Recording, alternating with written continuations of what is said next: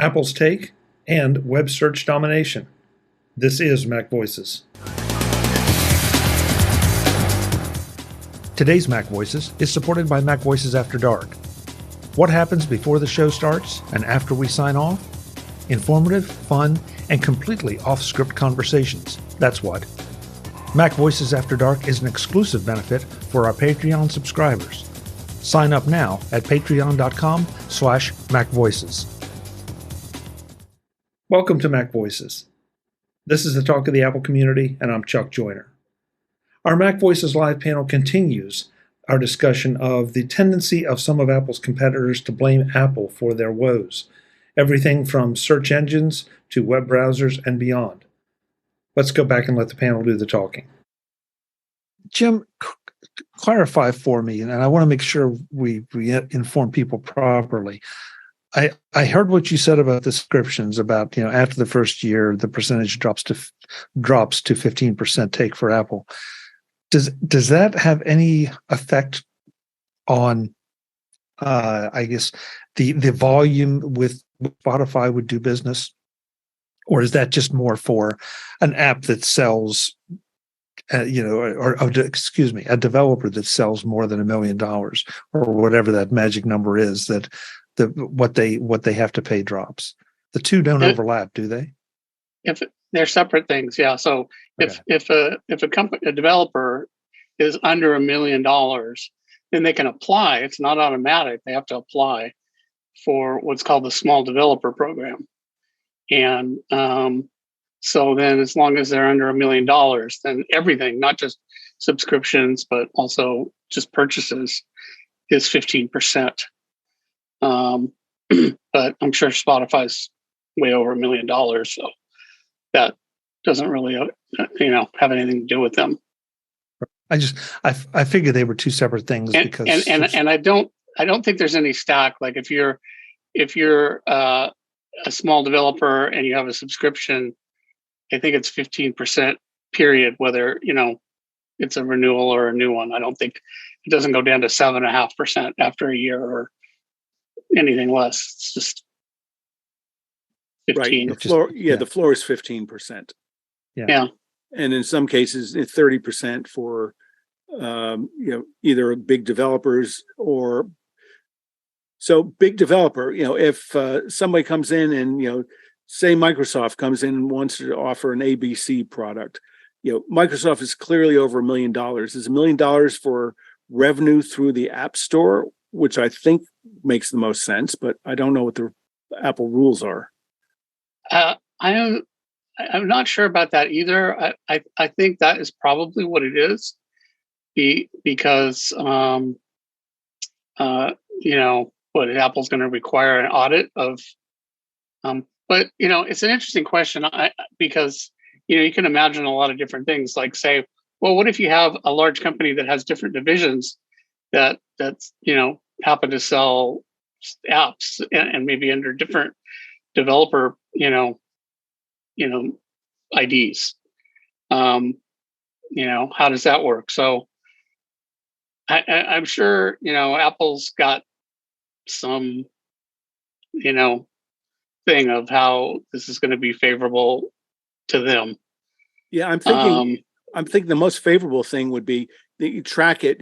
How big the company is irrelevant. It's the revenue and the business volume through the App Store, and for that, Apple knows exactly what it is. So they know. Again, as you say, someone has to apply, but they can know. Okay, yes, you've gone. 1 year, 2 years, 3 years, and you're still under $1 million, so you're still 15%. Or another company comes in and you had a really hot app and you crossed $1 million after 9 months. So after 9 months, we prorate everything, and you jump up to a 30% instead of 15% commission. So I would speculate that makes business sense. I would speculate that Apple is doing that, but one thing I know is that if you go over the million, then if like say you had some special event that caused a peak, but then you drop back down again, you don't go back down, you stay up. They don't let you drop back into the small business program. Right. So it's based on cumulative revenue, then not some sort of peak instantaneous over a month, a quarter, well, a day. It's annual revenue, but if in a certain year you go over, then the next year they're like, there's no reset. You don't get to say, yeah, I went over last year, but that was a one-time thing, and I'm small now. Apple's like, nope, you're not. And my guess is if some big company came in new and said, hey, we're a big company, but we're not doing big over $1 million in the App Store. I'm guessing Apple's going to be like, nah, you're a big company. Because you do have to apply, and I've not heard of anybody getting rejected, but I've never heard of big companies like trying to get in that way. So my guess is if like say you're a large public company, if you applied and said, yeah, we're small, we're not doing big business through the App Store, I think Apple would be like, nah, we looked you up, you're Forbes 250, not a small business. Yeah, I don't know. I think probably it's probably spelled out clearly in the developer agreement, but I'm sure nobody here has read it recently or even ever to its completion. I'm not sure that part is. I think the small business thing is like sort of an adjunct, a side thing that's not, so. I understand what you're saying, but they're under so much scrutiny. I'd be surprised that they're not, they're not publishing it. It may not make it easy for people or companies to find it, but I'd be surprised if it's not out in public domain someplace. And it wouldn't be the first company that has had a secondary program of some kind available for certain categories of developer or certain levels of, that they would have a basic, I guess, they would have a basic program that just applies to everybody. And then if you qualify for this one, you go and apply for it. And if you get it, then those rules apply to you then. But one thing to look at here, we are not looking at some small startup company. We are looking at the number one music streaming service in the world. And if they have any revenue issues, quite frankly, they gave up too much for free.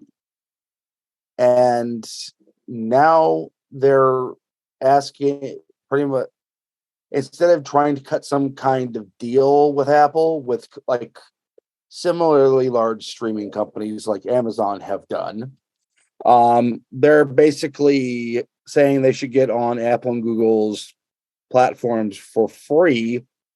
Honestly, this kind of reeks to me as if Amazon was complaining about Walmart and Target having some kind of unfair advantage. They just, it just seems to me that Spotify is basically blaming their own financial failings on others. Crybabies, in other words. They're good at that. Yeah, they've been doing, unfortunately, they've been doing that now we've talked about this, different aspects of this issue for months, that it always seems to be somebody else's problem. Years, Chuck, years. It goes back years. Okay, yeah. Oh, yeah. Maybe so. Hey, before we leave this one, though, I want to make sure that I'm understanding correctly. It sounds like there are two sets of rules here. There's a rule for subscription revenue, and then there's a rule for just overall, if I'm just selling my app, if I'm selling my flashlight app, and I may or may not be able to apply for the small business program, but the small business program does not necessarily apply to subscription revenue. That has more to do with length of the subscription. Do I have that right? There's two separate things. So one is the small business program, and that applies no matter how you're selling your app, whether it's a one-time sale or a subscription.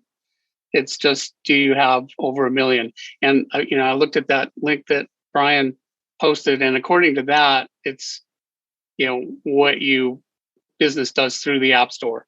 So even if you are a $1 trillion corporation, if you're only doing less than $1 million through the App Store, then you could apply to be a small business according to that page.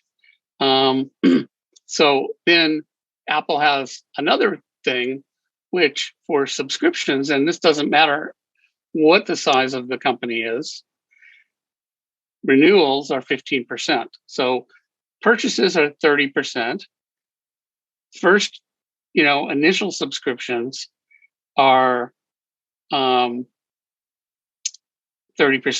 but renewals after a year are only 15%. Okay. Yep. All right, and good. if you're very large, there's another set of rules that there too. Probably, but we will never speak of those. Well, and we'll never know exactly because they're probably not set in stone. They're negotiated. Yeah. So right. Yeah, like the aforementioned Amazon deal. Right. Well, speaking of whining CEOs, Mr. Eck is not alone because Satya Nadella of Microsoft is complaining that Bing can't succeed because of Apple selecting Google as their search engine of choice. I would, although I parody them, I think it might be overstating a little bit that he's complaining, because this was taken from testimony he gave in the courtroom, where in New York there's a case against Google and their practices. So, unlike, I think he's a little bit different. I don't think he's out and out, whining, complaining, and throwing mud at Apple. But he is making the point that we're limited. We can't get access, and thus we can't compete. And it's I think compounded by Eddie Q's testimony last week, where they said basically, hey, we just selected Google because we think they have the best product.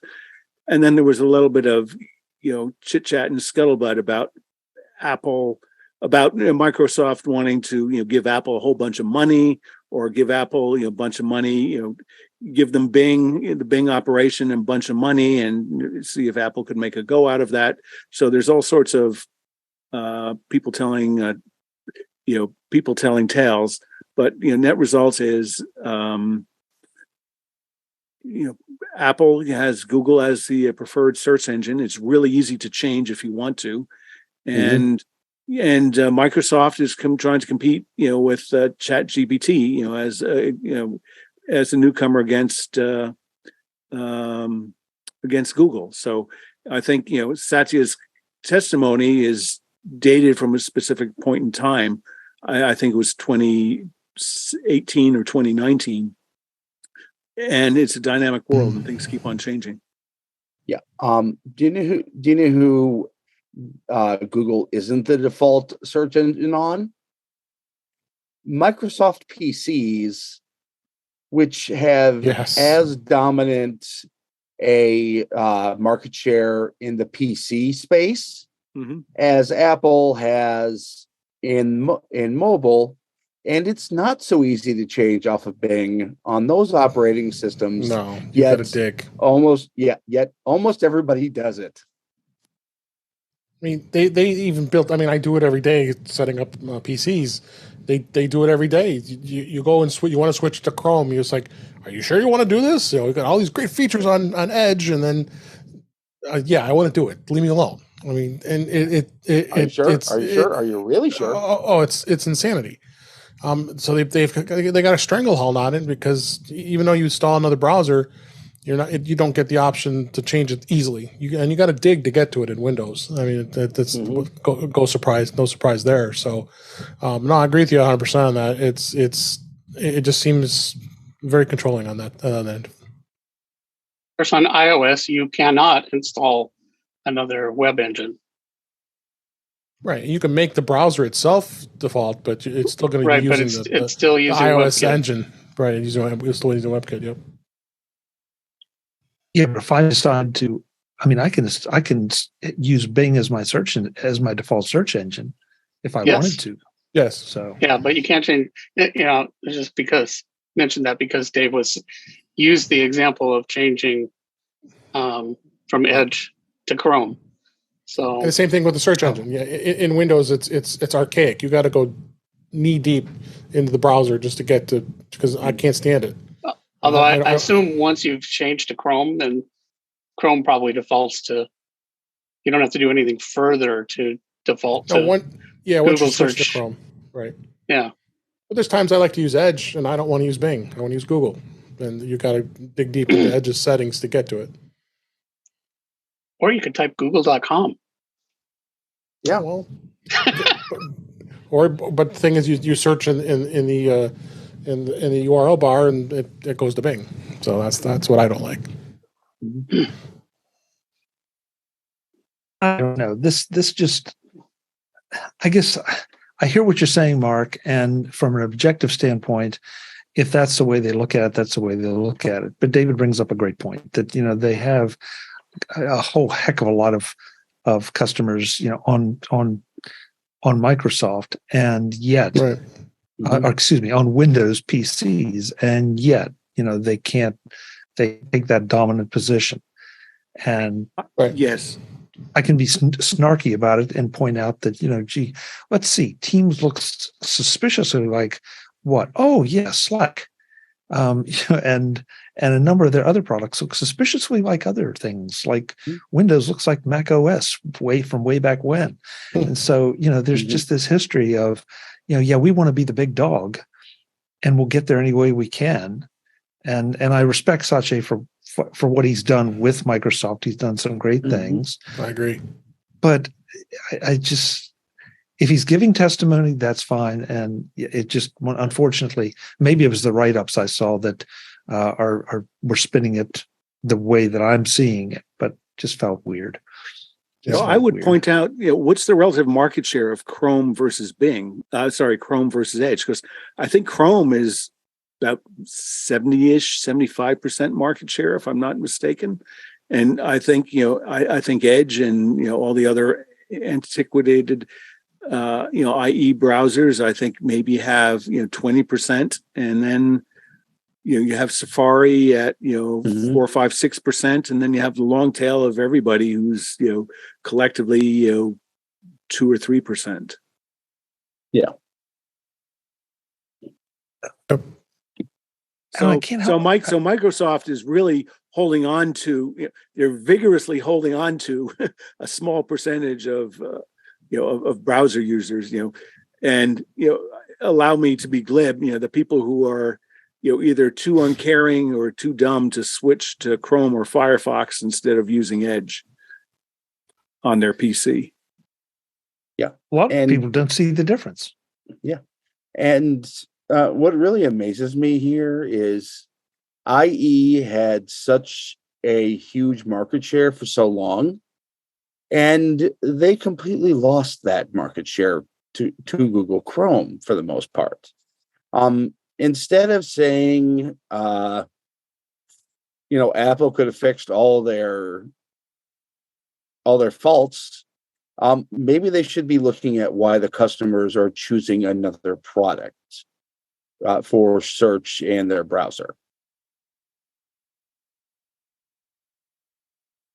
Ben, I think that you kind of hit on something there that I was thinking, and that is what Microsoft did in the earlier days of the web, and they tried to capture the web, and we've had that discussion, I don't know, a million times on this show about all the sites that they're best used, or you have to use Internet Explorer.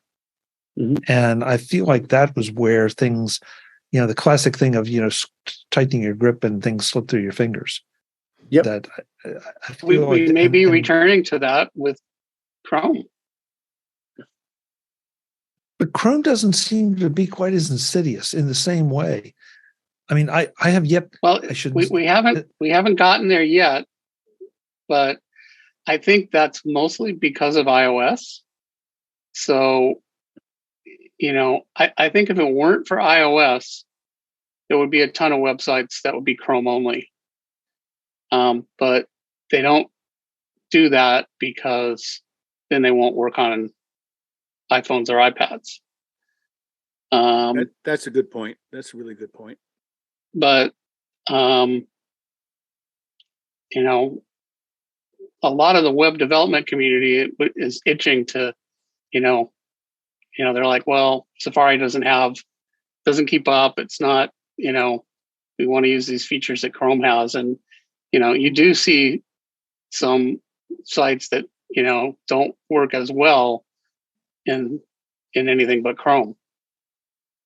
And Ryan's asking in our private chat, is Edge based on Chromium? Yes. Yes, it is. Okay. Yes. So, Jim, to lend some credence to your point, there are services out there. I was about to say I hadn't seen any, and then I thought about it, that are saying that they work better with Chrome or Edge. And a number of them are the podcasting recording services that several of us use. That, in some cases Safari will work, but most of the time they're saying Edge or Chrome will give you the best result. And it does. I can't really take credit for, that idea.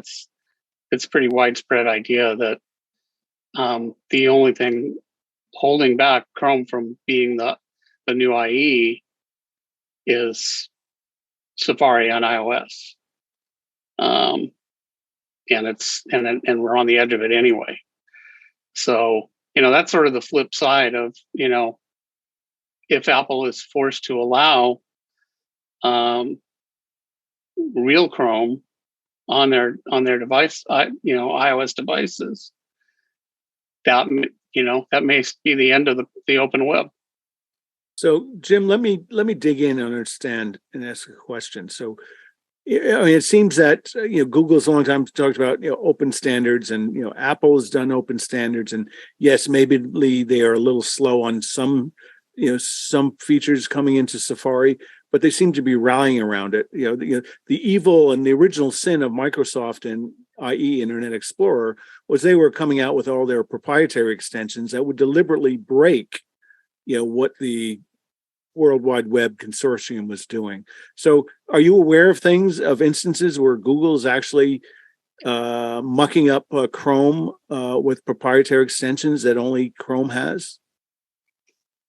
I'm not a web developer, so I'm not intimately familiar with this stuff, but I am a developer, so I kind of pay attention, and I maybe could come up with some stuff. I think the issue there is more Google's capture of the standards and whatnot. So Google doesn't have to do it the way Microsoft did, because at that time, the standards body were kind of lagging behind all the browsers.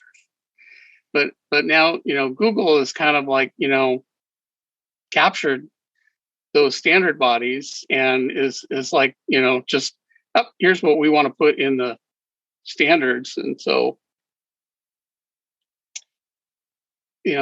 these things are it's kind of a long story, but right. But they can propose it, but they can't force it through. I mean, they don't have majority votes in standard committees. Not so sure about that. Well, if they've been able to if it's Google versus Apple, it's basically and if they've but that's a hypothetical. We need a real live example instead of just speculating. I believe that there are examples that but I can't off the top of my head come up with that because it's not my day job. But I think I've got stuff in my bookmarks that, and why wouldn't Google do that? I'm not, Google, would love to be in the position that they own the web. Sure. Because I think the more pernicious thing about Chrome, and one of the reasons I don't use it unless I come across a rare site that doesn't work unless you use Chrome, is they're constantly slurping up all your information. Whereas other browsers purportedly are not doing that. So I don't. Again, my data is valuable. It may be it may be totally innocuous, like, what brand of, dog biscuit I bought last week, but it's my data and I don't want Google to have access to any of it unless they compensate me in some way. And just offering a browser is not sufficient compensation. And that's part of the issue, I think, that, some of the changes that Google wants to push into the standard are really for the benefit of Google's advertising business. And Apple's like, no, we don't want to do that. Because, we don't have an advertising business and we claim that we're not for that. But if you remember in the IE days, there were a lot of web developers that were just like threw up their hands, and the website would actually say, hey, we notice you're not using Internet Explorer. You need to go get Internet Explorer and install it because our website doesn't work without Internet Explorer. And there aren't too many sites right now that do that with Chrome, but I think that could easily explode. And if the Chrome engine could be installed on iOS, I think that would immediately start happening.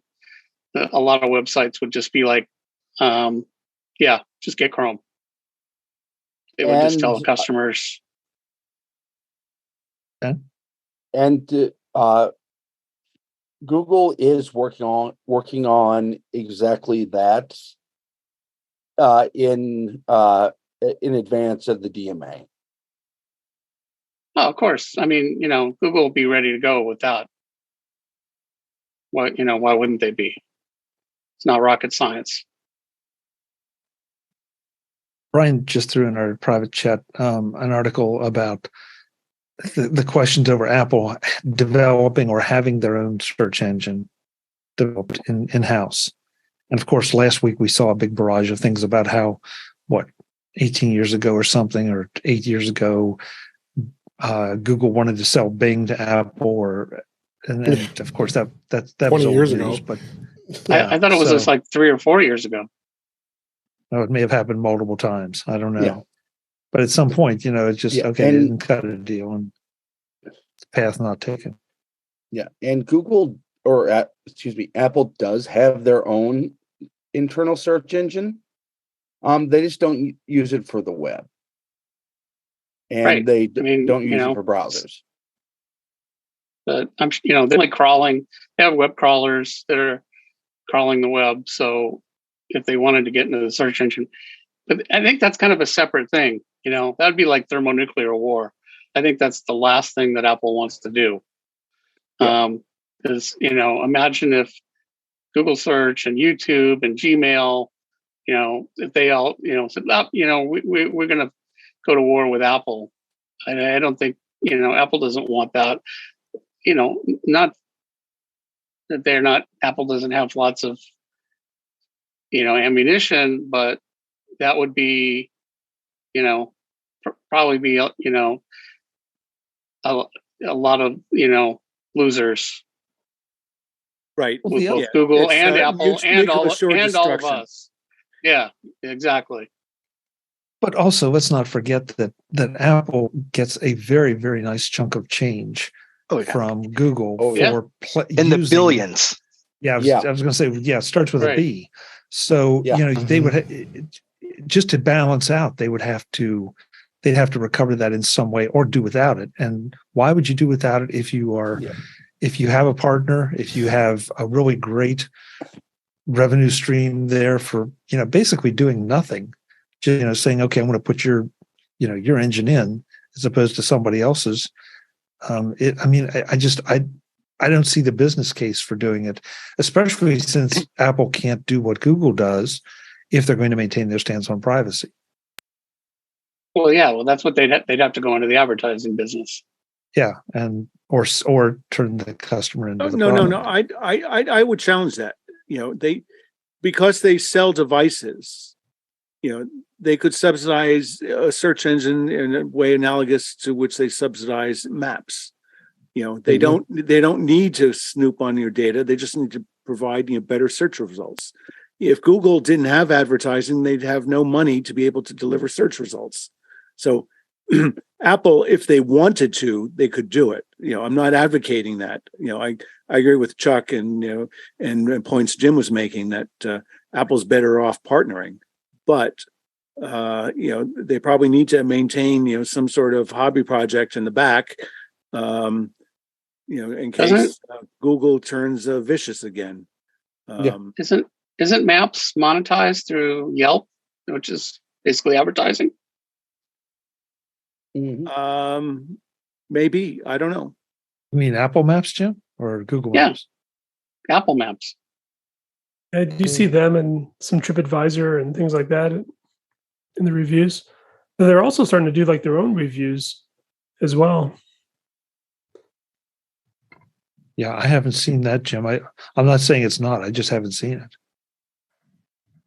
Well, they have deals with like Yelp and I think TripAdvisor. So, probably Yelp and and essentially Apple's in the advertising business now. They're getting the money from Google. Yep. So Apple's in the advertising business. That's an interesting way to look at it. What other way is there to look at it? They're getting money. That money's coming from advertising. Yes, there's an intermediary. They've hired a contractor to outsource it. But I think the question is, what is their business? They're in the iPhone, premium, maximize revenues from search placement, default search placement business. That's different than being in the advertising business. Well, they've contracted it out, but we just said, oh, gee, they would hate to lose that revenue. Look at all that revenue they get from Google. Well, Google doesn't give it to them out of the goodness of their heart. They give it to them because they make even more money off of that through advertising. Yeah, exactly. Yeah. You're not wrong.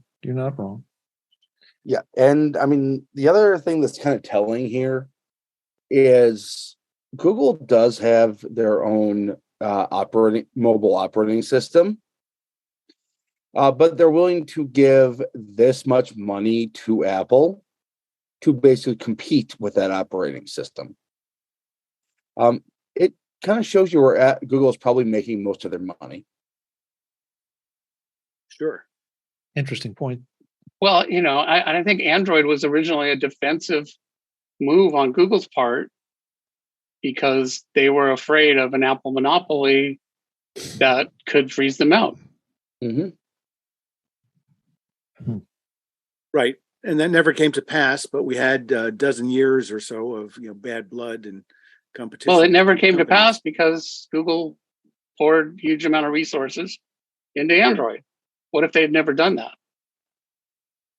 We'd probably be looking at an iOS monopoly that would be as much as what Windows was in the 90s, with 90% global share. We might have different share volume in terms of smartphone devices, but I think in the business model, I think Apple would still partner with Google and say, you have to pay us, instead of whatever the number is, I've heard $12 to $17 billion over the past couple of years. You might have to pay us $30 billion because we own 80 or 90 or whatever imaginary market share number of devices are out there. But I don't think that's Apple closing off the web to Google.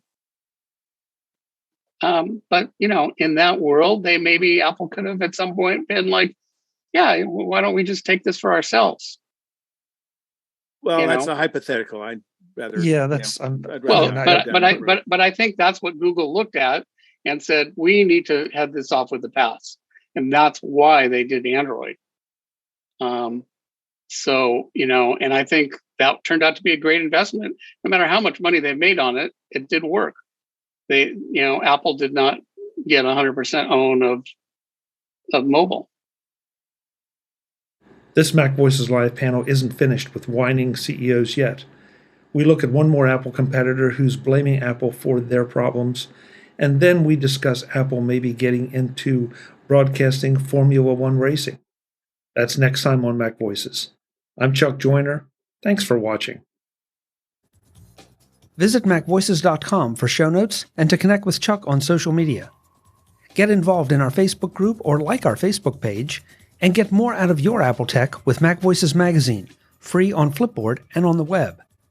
And if you find value in it all, consider supporting us through either our Patreon campaign at patreon.com/MacVoices or by making a one-time donation via the PayPal link on our front page and in the show notes of each episode. You will join these fine people who help bring you MacVoices.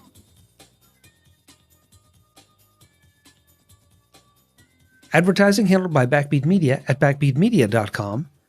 Bandwidth provided by CashFly at cashfly.com.